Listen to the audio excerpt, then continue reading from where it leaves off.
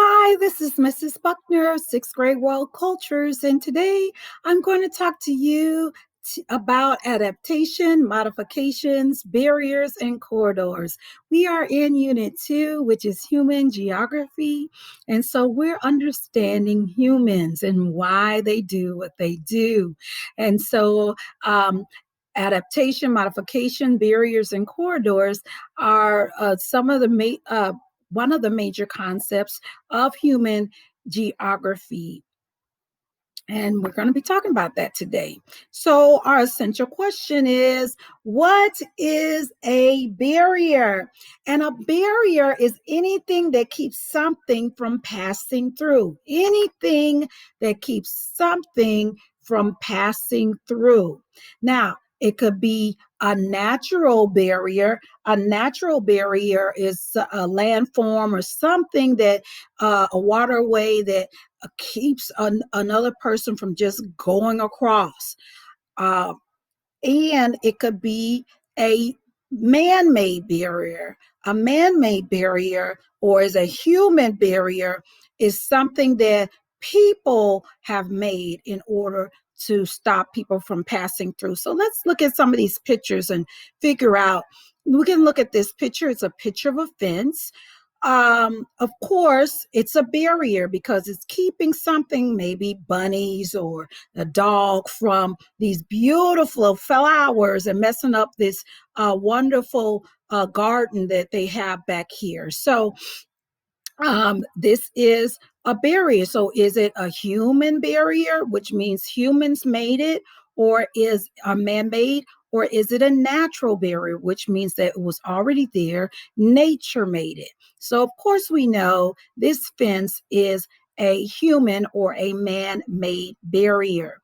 Now, if we look at this one though, it's beautiful, but it's these are mountains. Now, this is a natural barrier. I know you guessed that, because mountains are, you have to climb over the mountain in order to get to the other side. You can't just pass through. You got to go up the mountain unless you have a helicopter to go through it. So, to go over it.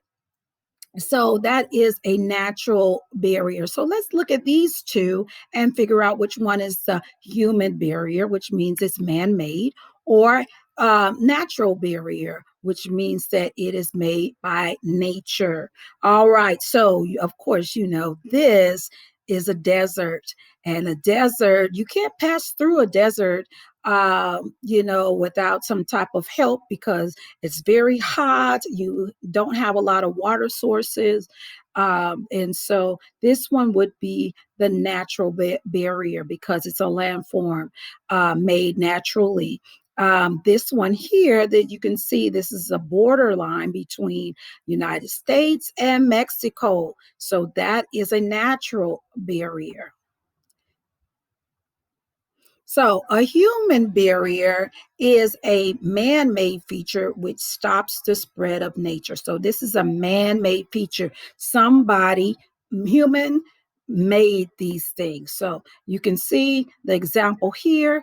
Mexico US border. This is the border wall. So, that is a man made barrier, which is a human barrier. This right here is the Great Wall of China. So you can see that it's a seventh wonder. It's one of the seven wonders of the world. You can see it in space, they say. So this is a human barrier, because humans made this to keep people from entering in China and attacking it. And the Berlin Wall, this was made. Now it's gone, because when we'll talk about that when we get there. But it was to keep East Berlin and West Berlin separated. And so we'll talk about that. But the wall is no longer there. They broke that wall down. Good job. But it was to keep people out. All right. Now, a natural barrier, deserts, we talked about that earlier. Mountains, we talked about that earlier. Oceans. Now, you don't really think about that as a barrier, but if you try to swim across an ocean, you get very tired. So you would have to modify it keeps people apart. And a natural barrier also keeps people, goods, services, or ideas from spreading. Uh, So physical barriers such as mountains keep more people isolated due to difficulties interacting with other cultures beyond those barriers. So you can see right here, this is the Himalaya Mountains. The people on the other side of the Himalaya Mountains, they won't be able to interact with this person because they would have to go all the way over the mountain. So that's why it's difficult to interact with people. If you, this is a picture of the Grand Canyon, and so it would be hard for you to walk all the way around and talk to the people that are on that side of the canyon.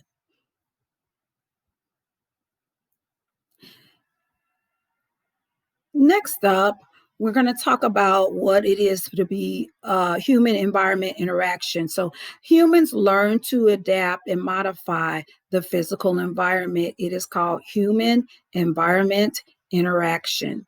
And so, humans interact with the environment.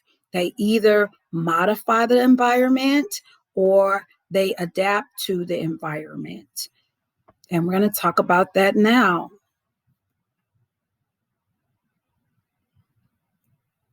So, human adaptation, this is one of those key things that's going to be on your activity sheet. So, I suggest you copy and paste this, copy it down, write it down in your notes. Human adaptation, that's when humans change according to their environment to survive. So, they don't change the land, they change. So, you can see this woman didn't change the land. She changed and put her umbrella on. She put on her raincoat because it's raining. She changed. She adapted.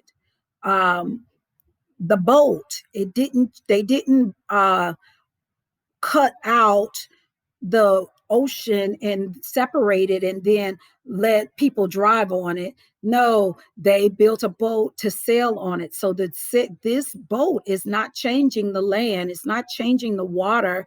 They're just adapting so that they can go across it.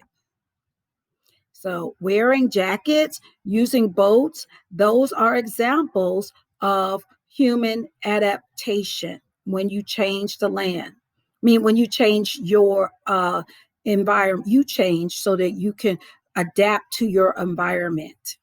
Now, here's the other main um, definition that you need to know. So make sure you copy, paste, write that down. Human modifications, humans change the physical environment to benefit needs of the humans. So they change the environment, they're changing the land. So adaptations, the people change or they change something so that it won't, but it's not the land or a land form. In human modification, they change the land, they change uh, the physical environment to benefit them. Examples are dams built across, and this is a picture of a hydroelectric dam. And so you can see they stop the flow of this river. They put this concrete wall, sustain it, put turbines in it, and all of that, and then release this river so that it can create electricity through the water flow. So all of that, they changed the land.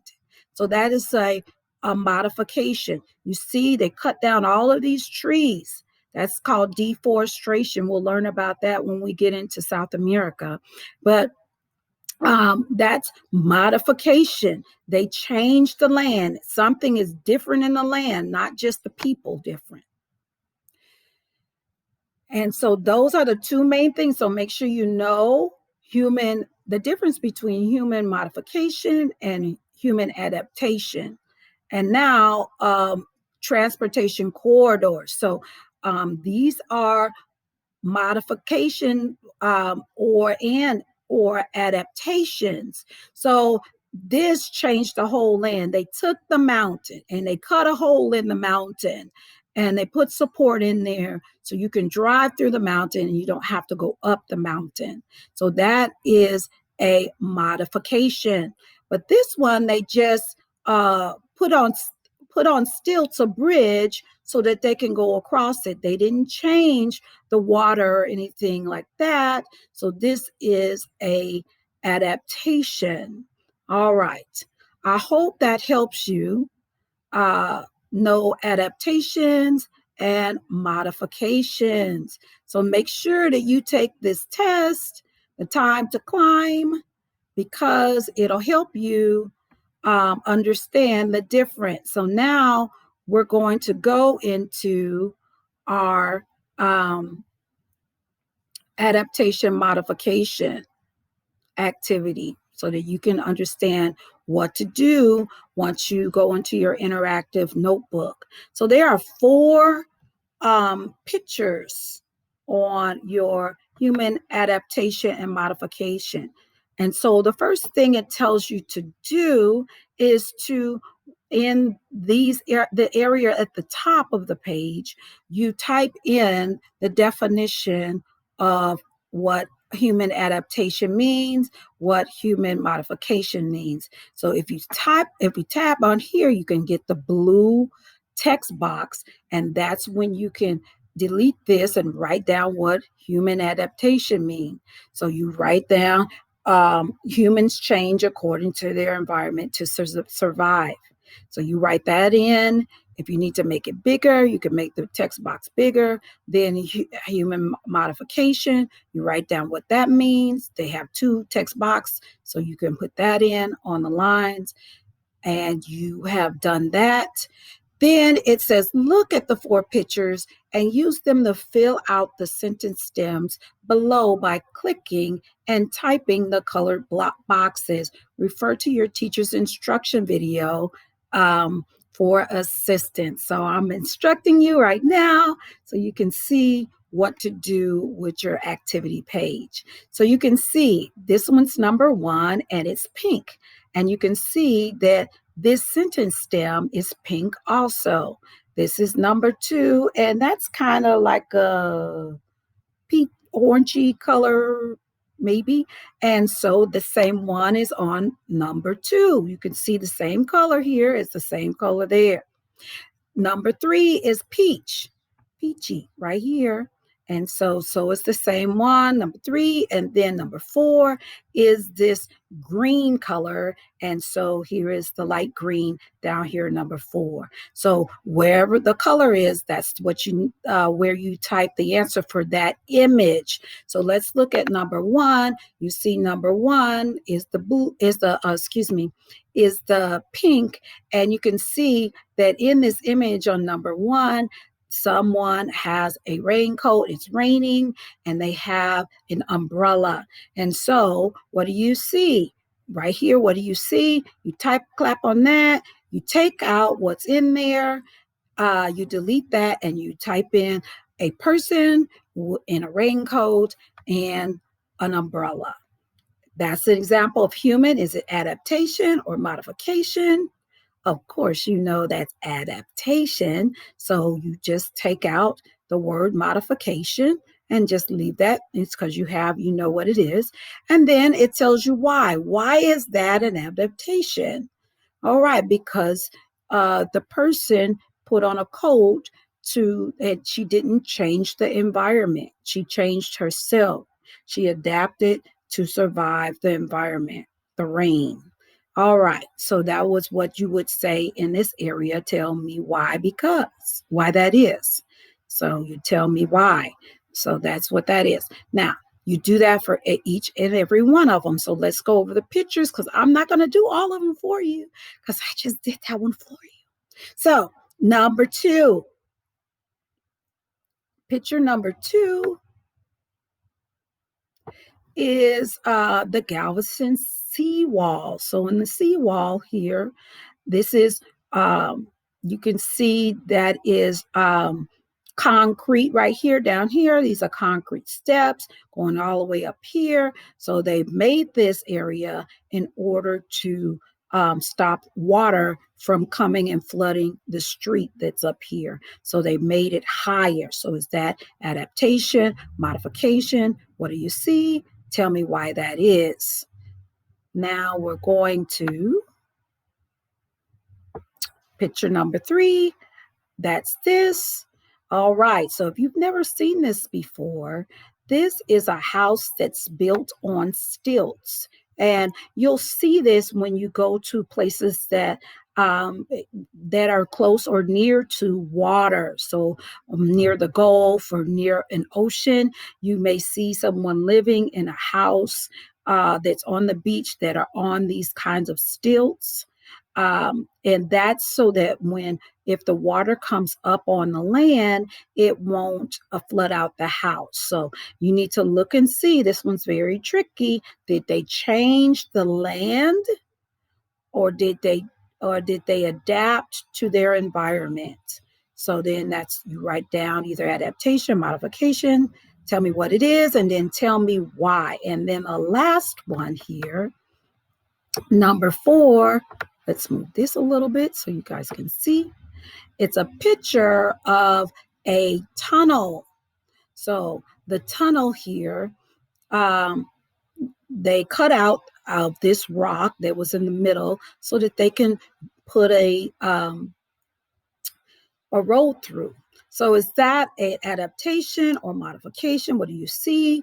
And tell me why that is. So once you get finished writing that in on your notebook activity, go ahead and copy and paste this in your social studies digital interactive journal and put the page number in as adaptation and modification. All right, boys and girls, it's been wonderful. Thank you for listening. And I hope you understand better or more clearly what an adaptation is, a modification, a corridor, and everything that we learned today. All right, have a good one. Bye.